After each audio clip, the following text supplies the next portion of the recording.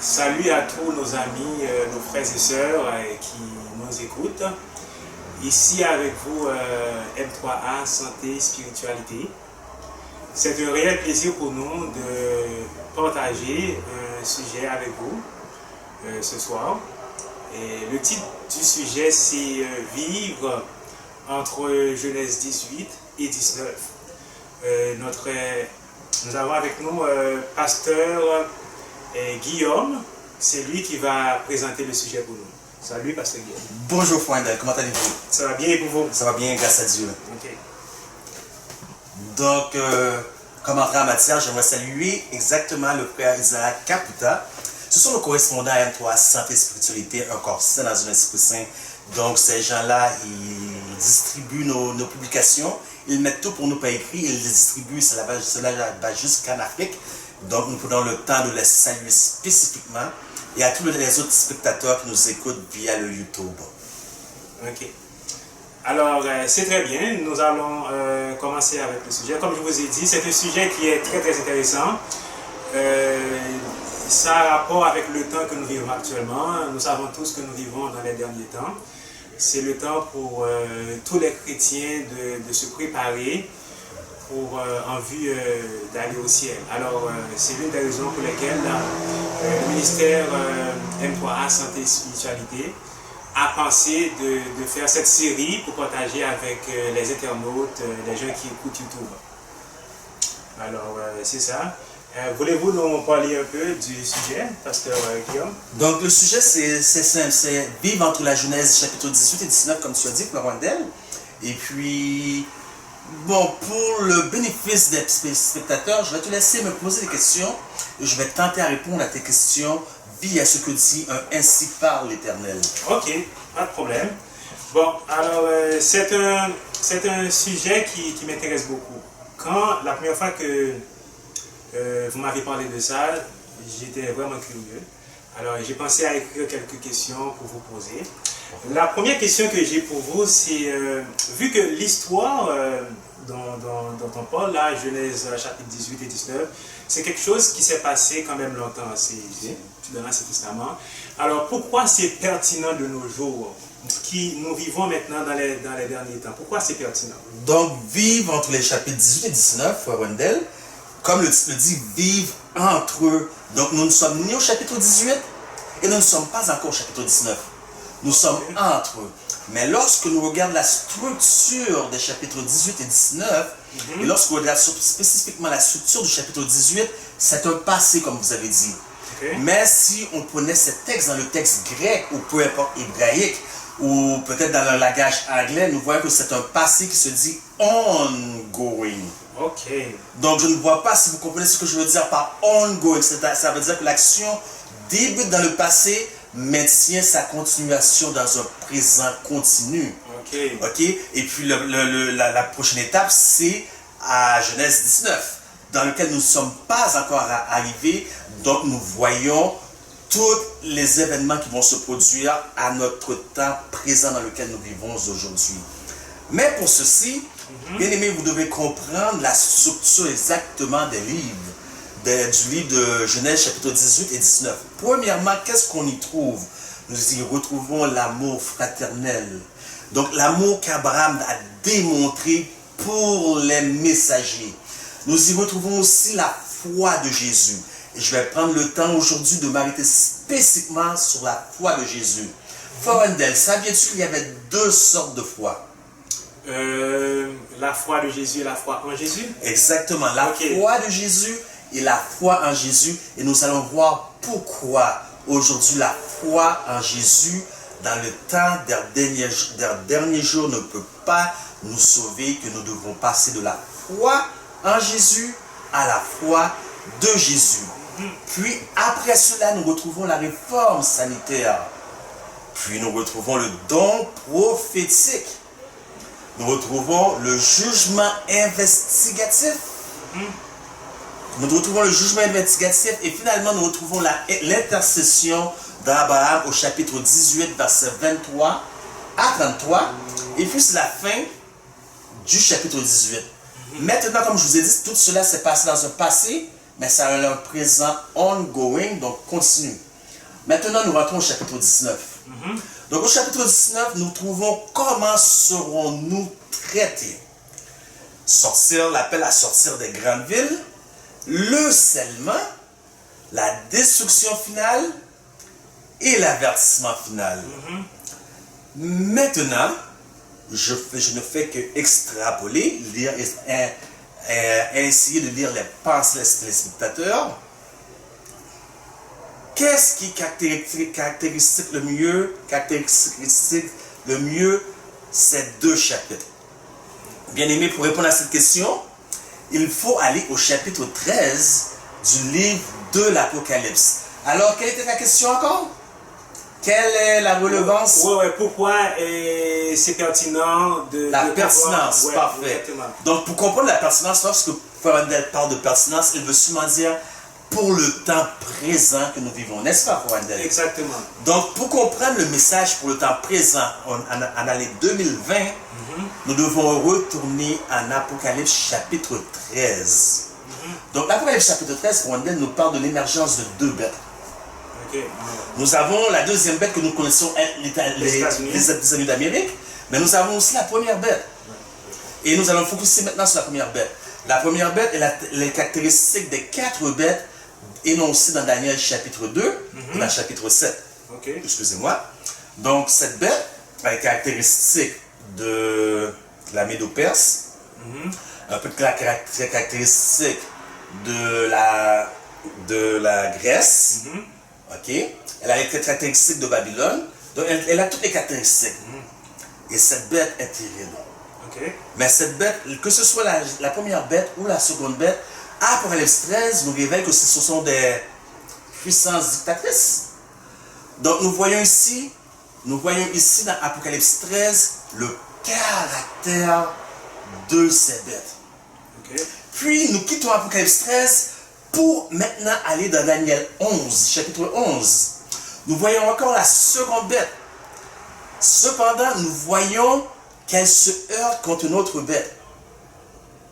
Cette bête semble être vainqueur sur la seconde bête, qui est la première bête, qui est la bête des États-Unis, la papauté, excusez-moi, le Vatican. Mais dans Daniel 11, il est représenté par le roi du Nord. Vous me suivez, Frère Wendell? Oui, donc, il semble se heurter à un autre roi, je dis, parce qu'avant, j'ai dit une autre bête, un autre roi. Et ce roi-là, avec qui il se heurte, semble être victorieux. Ce roi-là, c'est l'Égypte. L'Égypte qui est dans le temps moderne qu'on vit, qui est une représentation de la France. Parce que l'Égypte a dit, qui est Jéhovah? Pour que je l'obéisse. Je ne connais pas Jéhovah. Comme l'Égypte d'antan. Voyez-vous, la France a été le premier pays mondialement à se déclarer un peuple, un pays athée. Donc nous avons vu l'avancement de l'athéisme. Les bœufs furent brûlés dans les rues. Les bœufs furent attachés à des queues d'âne, brûlés, et tous ceux qui ont été en possession d'une Bible, tous ceux qui ont pris en possession d'une Bible étaient persécutés, tués à la guillotine, par guillotine, qui ordonna cela, d'où vient le nom, la guillotine. La persécution était si terrible que les gens ne voulaient plus rien savoir de la Bible. Et puis ce fut l'ère de l'enlightenment, comme on dit, l'ère de l'enlightenment. Donc, avec cela, on a vu plusieurs philosophies et plusieurs systèmes ou régimes monter, entre autres le régime communiste et la philosophie marxisme de Karl Marx. La philosophie marxiste, et ça a pris une grande ampleur dans presque le monde entier. Donc, le roi du Nord qui est, à vrai dire, le roi du Nord, Wendell, c'est Dieu. C'est Dieu. Mais nous savons que Satan imite tout, arrive avec une contrefaçon à tout. Donc, c'est la papauté ici, le Vatican. Donc, le roi du Nord s'est heurté contre cette puissance. Mais semble-t-il que cette puissance, il a réussi par le vaincre. Il a réussi par le vaincre. Il y a une seule puissance qu'il n'a pas réussi à vaincre. En dépit que les gens disaient, était condamné s'il était pris en flagrant délit avec la Bible, il y a un seul système que le roi du Nord n'a pas réussi à convaincre, qui lui a donné du trouble, et c'est ce que nous retrouvons en Daniel 11, verset 44. Daniel 11, verset 44 nous dit « Des nouvelles de l'Orient et du septentrion le troubleront. Bien-aimés, restez avec moi parce que vous vous dites sûrement quelle est la relation de tout ça avec Genèse 18 et 19. Des nouvelles de l'Orient et du septentrion le troubleront.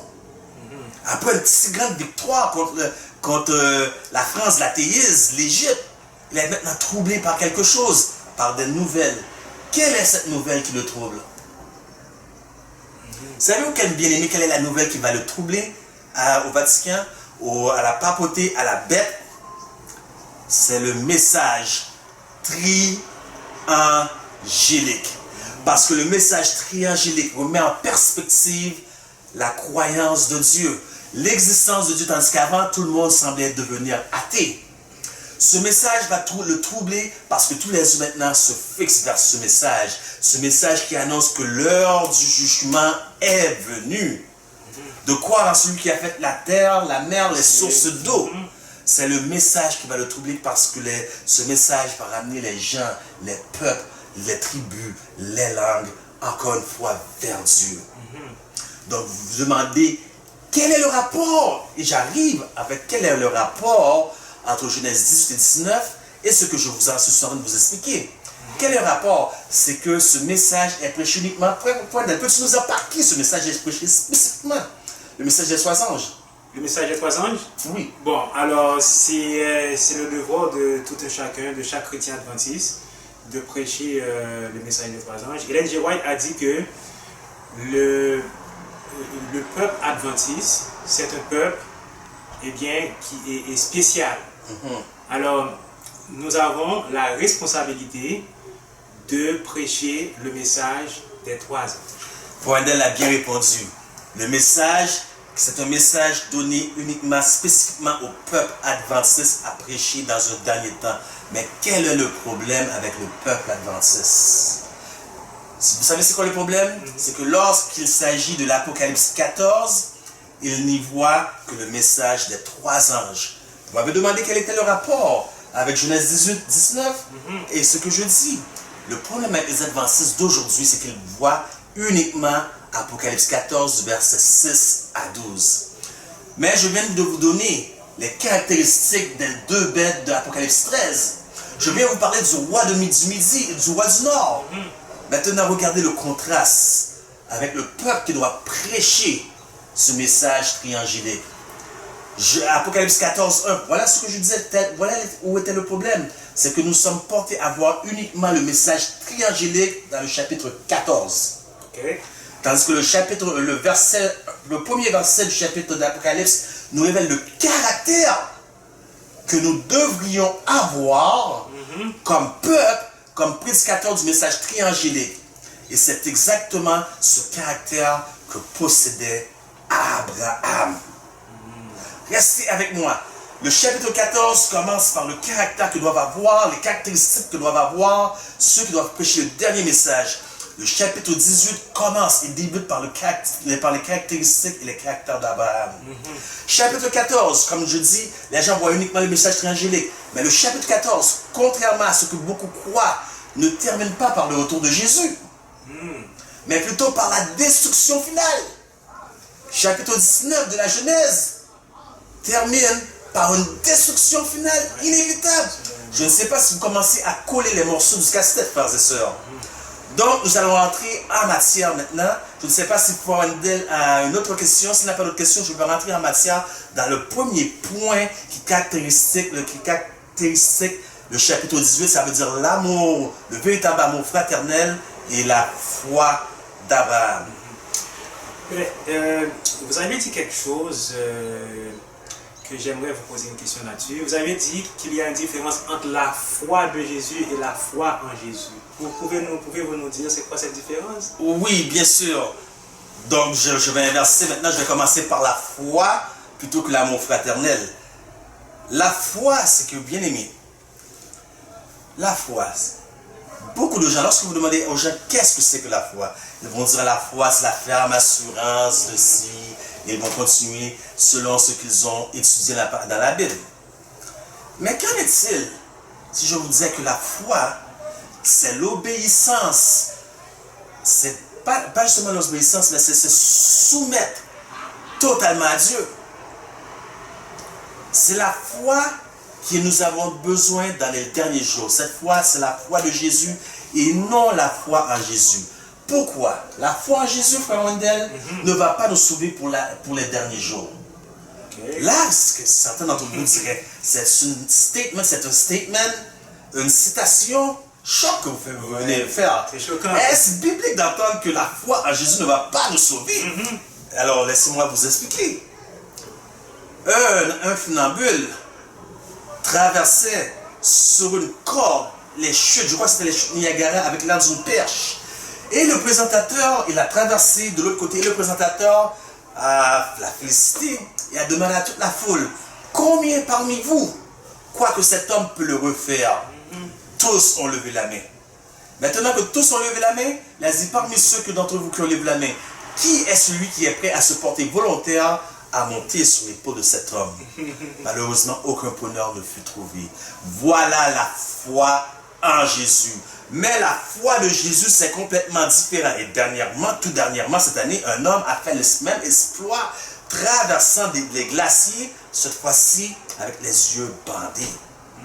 La Bible dit en Jacques 2,19, si tu crois, tu fais bien.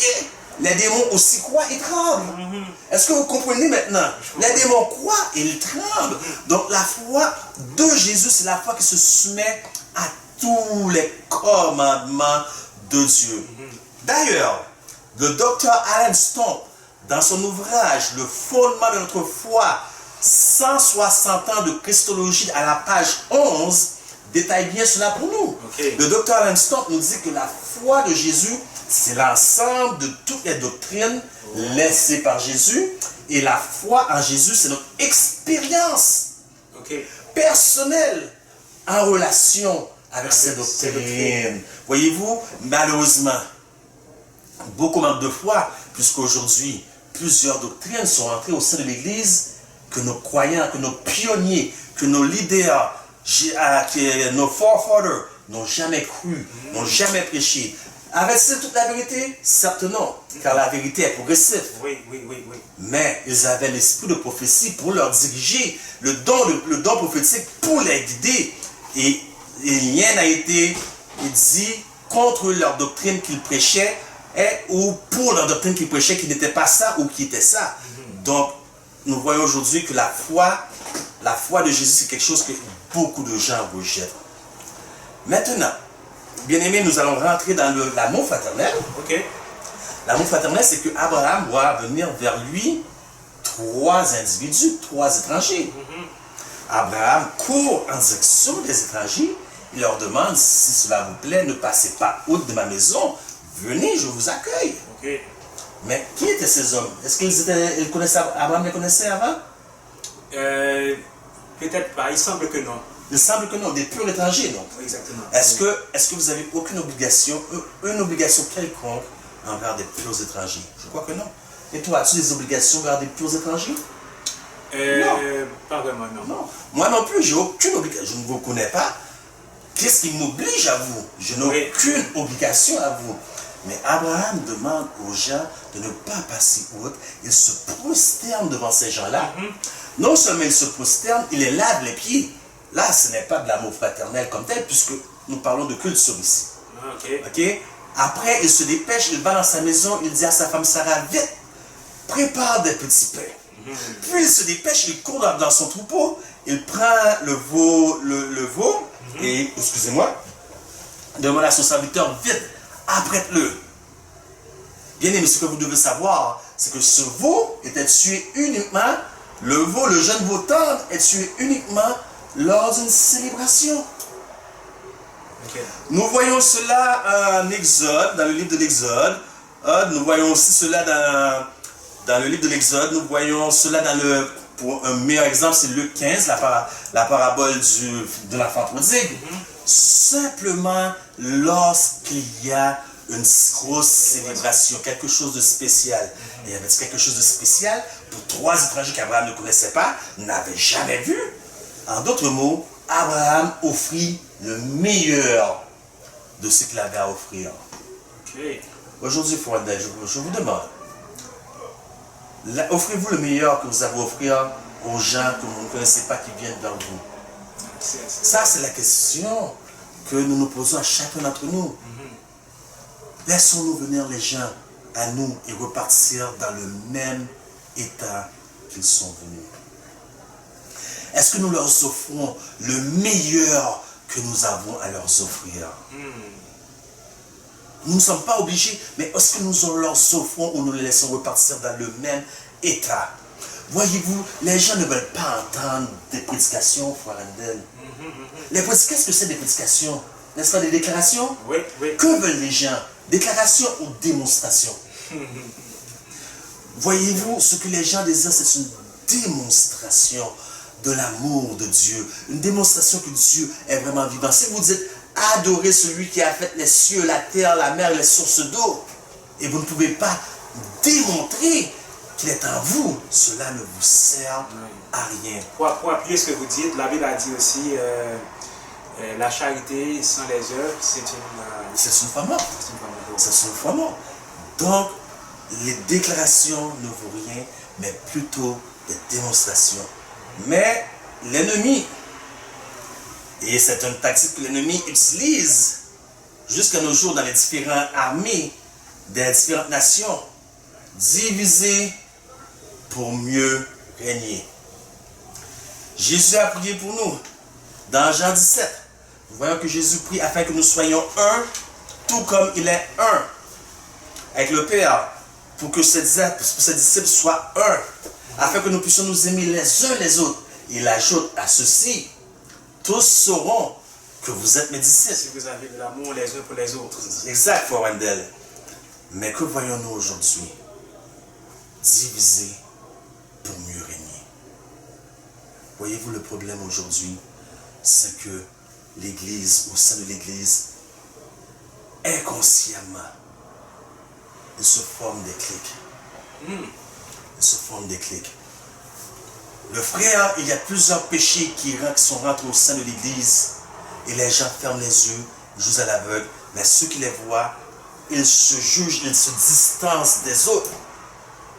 Par exemple, le frère fume de la marijuana, un jeune dans l'église, il fume de la marijuana, et vous le jugez, vous le condamnez, mais vous mentez. Voyez-vous le problème? Nous avons catégorisé le péché. La sœur, elle a les jambes légères. Mais vous mangez toutes sortes de choses qui ne sont pas bonnes pour la santé, qui détruisent le temple de l'Éternel. Nous avons catégorisé le péché. Tel frère a une mauvaise langue de mendisance. Mais vous attendez même pas que le sabbat termine pour regarder votre télévision, la partie football.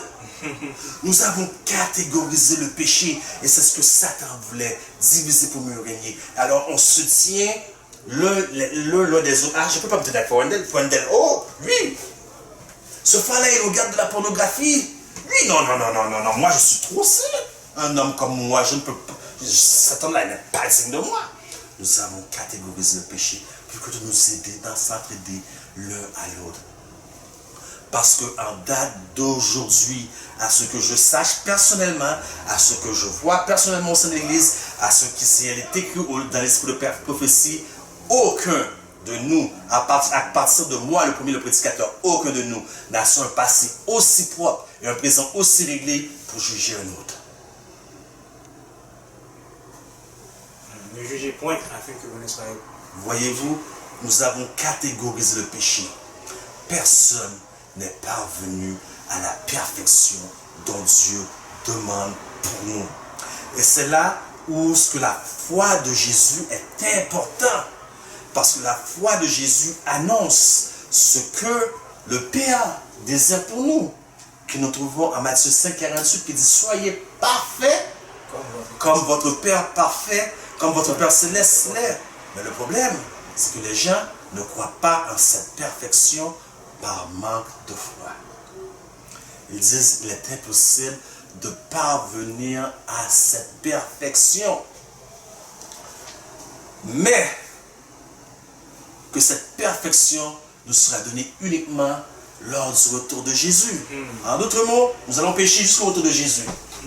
Est-ce que tu as une idée comment nous allons faire pour nous tenir en vivant dans une vie de péché lorsque Jésus quitte le sanctuaire en tant qu'intercesseur et que nous devons nous tenir devant un Dieu qui est un feu dévorant devant le péché sans intercesseur? Est-ce que tu as une idée comment ça peut se faire? Non. Parce que moi non plus, excusez, nous tous les deux, nous n'avons aucune idée comment ça peut se faire. Il a dit, je cite pour vous, quand Christ retourne, il ne retourne pas pour changer le caractère. Est-ce que vous entendez bien? Lorsque Christ reviendra, il ne reviendra pas pour changer le caractère, car c'est un travail qui doit être fait présentement. Adventist Home, page 16. Maintenant, écoutez bien. Celui qui n'a pas la foi pour croire que Dieu peut le garder de péché, n'a pas la foi qui lui permettra d'entrer dans le royaume des cieux. Manuscrit, page 161, édition 1897.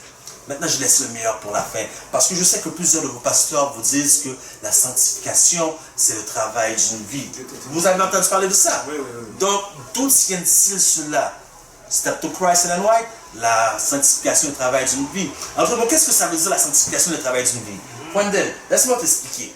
Okay. Tu as un problème de seafood, comme on dit en anglais, seafood. Donc, c'est pas seafood, c'est un jeu de mots. C'est pas des fruits de mer, mais c'est que lorsque vous voyez de la nourriture, vous avez faim. Seafood. Okay. Et puis, c'est de la gourmandise. Et puis, tu réussis, tu vainques cette habitude-là. Tu as vaincu cette habitude-là. Et tout de suite, tu dis, je suis libéré. Le Saint-Esprit dit, oh, regarde. Tu es désorganisé. Tu es tout le temps en retard, tu dois régler ça. Et puis le Saint-Esprit dit, quand vous avez eu la victoire, le Saint-Esprit dit, regarde, telle affaire qui n'est pas encore correcte. Donc il y a toujours quelque chose de plus à faire, à arranger. Voilà ce qu'on nous dit, ce qui veut dire que la sanctification est le travail, l'œuvre d'une vie. Il y aura toujours quelque chose après à changer dans votre vie. Ok? Mais la provision pour le péché, vivre sans péché, ce n'est pas du tout dans le même contexte ici. Okay. Et le texte final que j'utilise juste pour aujourd'hui, pour ne pas aller trop loin, le texte final que je vais utiliser se trouve dans Signs of Time du 23 juillet. Signs of Time du 23 juillet.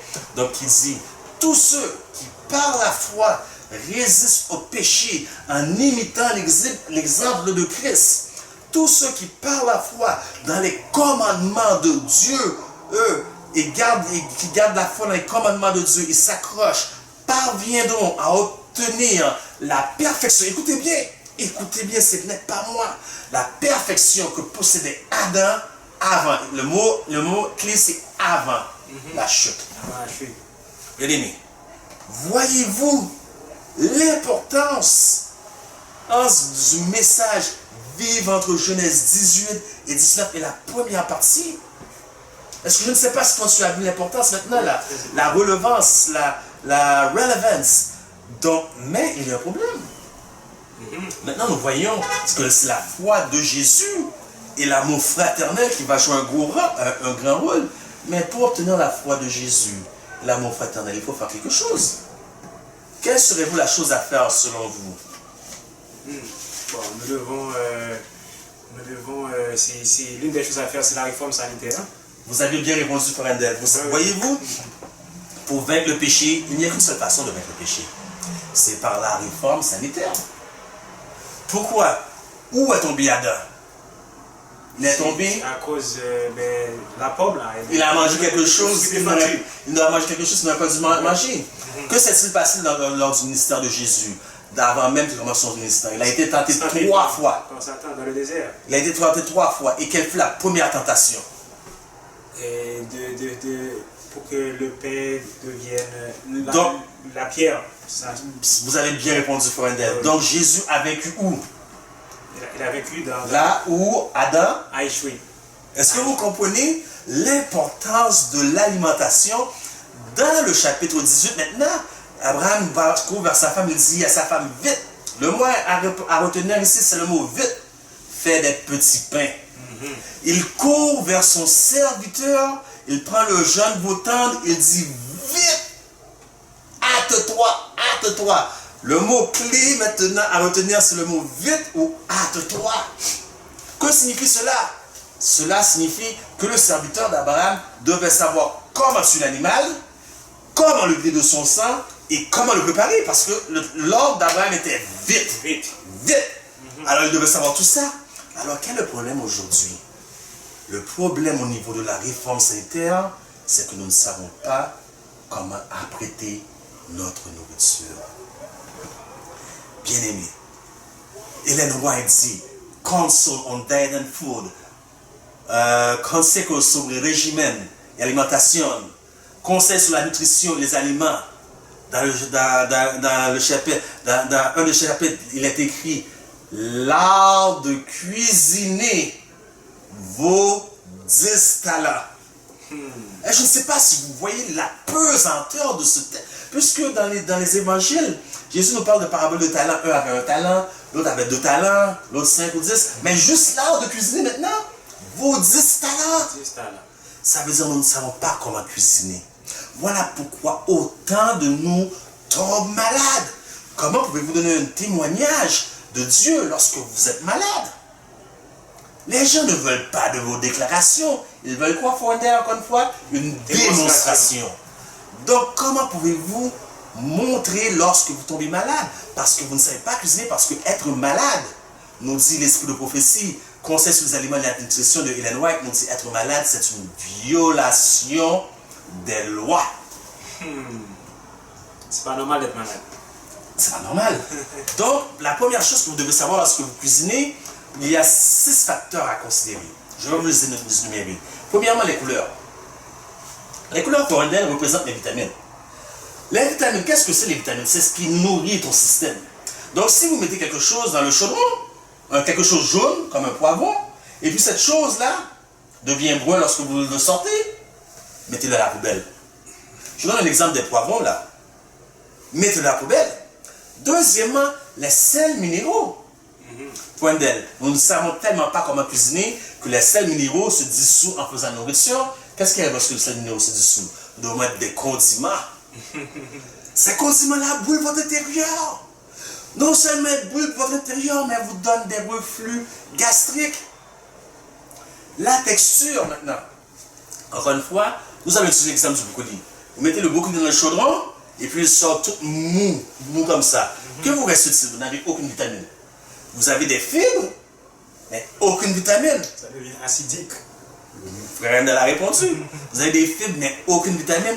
Donc votre brocoli n'a aucune valeur. Donc le mieux, c'est de faire évaporer l'eau, le mettre 2-3 minutes, maximum 5 minutes. Mais 5 minutes, c'est déjà trop, ça dépend à quel feu, à quelle hauteur votre feu. Et puis vos légumes cuisent ainsi. Et puis vous mangez et vos fibres, les protéines et les vitamines. Vous avez les acides gras. Vous avez les aiacés. Les aiacés sont très bons pour l'intérieur, comme tout ce qu'on parle de ail, oignon, poireaux, ciboulette. Donc c'est tout ce qui est bon pour l'intérieur et ça vous protège contre toute forme de cancer. Vous avez les oléagineux. Ce sont tous les aliments dont on peut extraire l'huile pour des fins alimentaires. Nous parlons ici des noix. Nous parlons ici, à partir des noix, des arachides. Nous pouvons faire du soya. Donc ce sont des très bons aliments. Donc vous devez considérer ces aspects-là. C'est très important. Votre alimentation devait être une alimentation 70-30. Ce qui veut dire 70% cru et 30% cuisiné. La mastication devrait être 35 à 55 fois chaque bouchée. Parce que lorsque vous ne mastiquez pas suffisamment, que se produit-il? Cela fait de l'air dans votre estomac. Et l'air, en quoi l'air se change-t-il? En gaz. En gaz. Donc vous marchez et vous faites des gaz. Et parfois les gaz laissent des odeurs nauséabondes puisque vous avez des cadavres dans votre assiette. Donc c'est très important à considérer. Et maintenant, vous devez garder votre alimentation, lorsque je dis à 70-30%, ça ne veut pas dire de cuisiner différent comme vous faites peut-être d'habitude, mais mettre moins de portions cuisinées dans l'assiette. Donc vous ne ferez pas une cuisine plus que d'habitude, vous mettez juste moins de portions cuisinées et plus de portions cuites dans l'assiette. Pourquoi? Parce que l'art de cuisiner vaut du talent. Et encore dans le régime sur les aliments et la santé et la nutrition, Ellen White, bien sûr, je vous donne le contexte. Ce contexte est pris dans le sabbat. Pour le sabbat, le texte a été donné pour le sabbat, mais le principe peut être appliqué à tous les jours. Le principe peut être appliqué. Ellen White dit un temps précieux est gaspillé à la cuisinage, à la cuisson des aliments. Cuisinez le plus simple possible. Et puis de l'eau. Prenez de l'eau régulièrement. De l'eau 30 minutes avant de manger, 30 minutes après manger. Maintenant, il y a des choses, surtout pour les adeptes de restaurant, il y a des choses qui ne se mélangent pas lors d'un même repas dans la même assiette. Pourquoi je parle de restaurant? Parce que c'est ce que vous retrouvez le plus souvent dans les restaurants. Maintenant, c'est devenu une mode, les combos. Pizza, pâte. Pâte et riz. Glucides, beaucoup de glucides. Ça ne se mélange pas. Vous ne pouvez pas avoir des pâtes dans une assiette avec des patates. Vous ne pouvez pas avoir des pâtes dans une assiette avec du riz. Cela ne se mélange pas.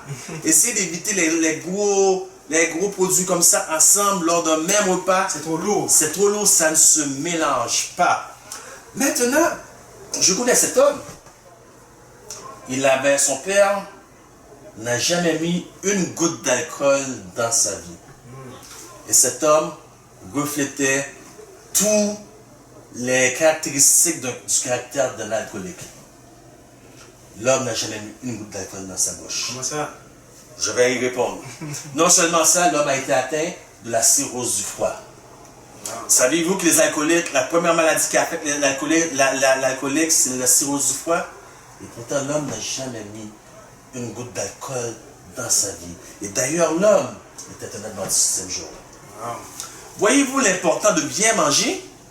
Si vous voulez refléter le caractère de Jésus, hors de toute maladie, et que l'Esprit Saint puisse faire son œuvre en vous, vous devez bien manger. Comment ça? Parce que il y a certains aliments qui ne doivent pas se mélanger. Par exemple, le lait et le sucre. Le poison.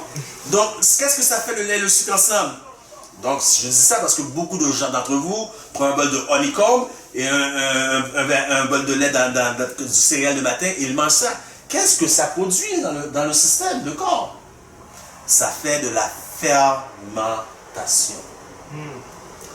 Un bon verre de lait avec un morceau de gâteau ou un chocolat, un biscuit au chocolat que vous trempez, ça fait de la fermentation.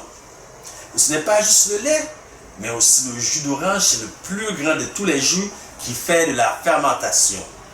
J'ai parlé avec ma soeur un jour, elle m'a fait une constatation, et depuis ce temps-là, je ne bois presque jamais de jus. Parce qu'elle m'a dit, tant qu'à boire le jus, mange le fruit et bois de l'eau. Exactement. C'est la meilleure chose. D'ailleurs, quand vous allez dans les magasins, lorsque vous prenez un jus, même c'est marqué 100%. Vous leur tournez et regardez l'ingrédient. Ceux qui sont marqués pur naturel à 100%, c'est marqué fait de concentré. Qu'est-ce que ça veut dire fait de se concentrer? Ça veut dire sucre. Des sucres artificiels. Premier combustible pour le cancer, c'est le sucre. Ouais. Donc, voyez-vous, Dieu donne le message de la réforme sanitaire afin de préparer un peuple pour sa seconde venue, mais afin de pouvoir nous parler. Donc, Dieu communique avec nous, non par le cœur, parce que Dieu ne veut pas nous prendre par les émotions. Dieu veut que nous soyons conscients. Donc, il communique avec nous par l'Esprit, avec son Esprit. Car, voyez-vous, cette histoire de Trinité, 1 plus 1 plus 1 égale 3. Ça, c'est la nouvelle norme que 1 plus 1 plus 1 font 1. Dans mon livre à moi, 1 plus 1 plus 1 font 3. Il n'y a pas 3 dieux, il y a un seul Dieu. Donc, lorsque Dieu dit, je viendrai à vous, je ne vous laisserai pas orphelin, ou mon Père et moi, nous viendrons à vous. Donc, il parle de lui-même. Et notre corps est le temple du Saint-Esprit. Lorsque Dieu vient en nous, c'est jaillit dans notre corps ce qu'on appelle le Shekinah Glory. Donc, c'est la gloire lorsque vous utilisez le principe et le système sanctuaire. Vous trouvez lorsque Dieu approuve approuve la cérémonie que le grand prêtre a officié pour le péché du pardon du peuple au Yom Kippour ou dans le jour d'expiation, Dieu se manifeste par une fumée qu'on appelle le Shekinah Glory. Donc, imaginez, les cieux des cieux, dit Salomon, ne peut pas te contenir. La petite boîte d'argent de la science ne peut pas le contenir. Imaginez-nous, Dieu veut mettre toute sa fournaise en nous. Il ne peut pas le faire lorsque nous sommes malades. Et voyez-vous, Fouandel, le problème chez les adventistes du 5e jour, lorsque nous parlons de la réforme salutaire, ils ne voient simplement que le manger. Qu'en est-il du vestir? Bien aimé, le problème avec le vestir, c'est que beaucoup se servent du vestir non pour prêcher la réforme sanitaire, mais pour prêcher la culture. Voyez-vous, laissez-moi vous donner un exemple. Deutéronome 22:5. Un homme ne portera point un vêtement de femme, une femme ne portera point un vêtement d'homme. On se sert de ce texte-là pour prêcher la culture. Pour dire, la femme, si tu portes pantalon, tu vas brûler en enfer, tu ne vas pas être sauvé. Est-ce que c'est vraiment ça que le texte nous... Est-ce que c'était vraiment ça que Dieu voulait nous dire? Non. Dans le temps d'Abraham, comment étaient vêtues les femmes? De robes. De robes. Et comment étaient vêtus les hommes? Robes. De robes. Dans le temps de Moïse, comment étaient vêtus les hommes? Robes. Et comment étaient vêtues les femmes? Robes. Dans le temps de Jésus, comment étaient vêtus les hommes? Robes. Comment étaient vêtues les femmes? Robes. Alors, mais le texte vient de dire un homme ne portera pas un vêtement de femme et une femme ne portera pas un vêtement d'homme. Ouais. Mais les deux étaient vêtus pareils. Est-ce qu'il y a contradiction dans le texte? Il n'y a pas de contradiction dans le texte. Il faut prendre le texte dans son contexte. C'est que Dieu, déjà dans les nations païennes, Dieu avait donné des ordres spécifiques. Il a donné des ordres sur la sexualité aussi, afin que le peuple n'imite pas les nations païennes environnantes. Et ce texte se réfère à des hommes, le soir, qui sont des hommes de jour. Et puis le soir, talons hauts, perruque, peut-être, je mets de l'imagerie, et puis deviennent des femmes. Aujourd'hui, on appelle comment ça? On appelle ça comment aujourd'hui? Transgender. Transgender ou travesti. Voilà ce que le texte disait. Tu ne mettras pas un vêtement, un homme ne portera pas un vêtement de femme, une femme un vêtement. C'est une abomination. Mais regardez, les Arabes, beaucoup d'Arabes, comment ils sont vêtus aujourd'hui? De robes. Et alors, est-ce que Dieu est menteur? Regardez les Écossais, comment sont vêtus les Écossais? Avec une mini-jupe. Avec une mini-jupe. Et pourtant, est-ce que c'est une abomination? Non, c'est la culture. Nous ne prêchons pas la culture, nous prêchons Christ. Et ce que Christ veut, c'est ce qu'il a écrit en 1 Jean 3. Bien-aimés, je désire que vous soyez en bonne santé, tout comme prospère l'état de votre âme. Alors, que signifie ne pas mettre de pantalon? Nous parlons ici de pantalon serré. Nous ne parlons pas de culture, mais nous parlons ici de santé. Parce que lorsqu'on parle de la réforme, il faut parler santé et pas juste la nourriture. Il faut parler aussi du vestiaire. Lorsque vous portez un legging ou un jeans bleu serré qui prend toute la forme de votre corps, saviez-vous que 75% du corps humain est fait à base d'eau? Le corps a une fonction et lorsque vous le privez d'accomplir sa fonction, vous allez créer des frustrations dans le corps. Donc, une des fonctions du corps, c'est de permettre que la peau puisse évacuer et l'eau qu'il y a dans le corps. Au cours d'une vie normale, de l'enfance, du bébé jusqu'à la fin de la vie d'une personne, au cours d'une vie normale, une personne va dégager minimum deux piscines moyennes, ça veut dire 3 à 4 pieds d'eau, de transpiration. Voyez-vous, le corps va sortir les difficultés. Et lorsque vous mettez des jeans serrés, qu'est-ce que vous pensez que ça fait au corps? Est-ce que vous bouchez les portes? Est-ce que vous comprenez à comprendre le message du salut au niveau de la santé? Dieu désire que nous soyons en bonne santé. Que croyez-vous que les leggings, jeans font? Je vais même aller plus loin que boucher les pores. Les jeans au niveau des femmes peuvent donner jusqu'à l'infertilité et infection vaginale. Voyez-vous le linge serré, comment cela peut affecter? Et non seulement le linge serré, mais nous, surtout maintenant là, je commence à voir ça chez plusieurs haïtiens, chez les adventistes, nous avons un problème, maquillage. Qu'est-ce que fait le maquillage pour elle? Bouche les pores aussi? Ouais, ça va entrer à l'intérieur du sang aussi. Cancer. Ouais, cancer. Donc, lorsque nous sommes ici au Québec, par exemple, je donne le Québec parce que nous vivons ici, Wendell et moi, et que nous ne prêchons pas la culture, mais nous prêchons Christ. Donc, une femme, par exemple, une infirmière qui se met en pantalon, elle a bel et bien le droit, n'est-ce pas? Oui. Parce qu'il y a des positions qu'elle doit prendre à l'hôpital, qu'elle n'a pas le choix de se mettre avec des pantalons. Wendell, je ne sais pas si tu as connu les moins 40 avec le facteur 20, moins 45 ici. À l'hiver, c'est dur, hein? Donc, si vous venez ici avec votre petite jupe toute courte parce que vous dites les femmes ne doivent pas mettre de pantalon, bonne chance, l'hiver. Même ici, les pauvres adventistes, vous les envoyez avec des longues robes parce que ce sont des adventistes, comment on pourrait dire ça,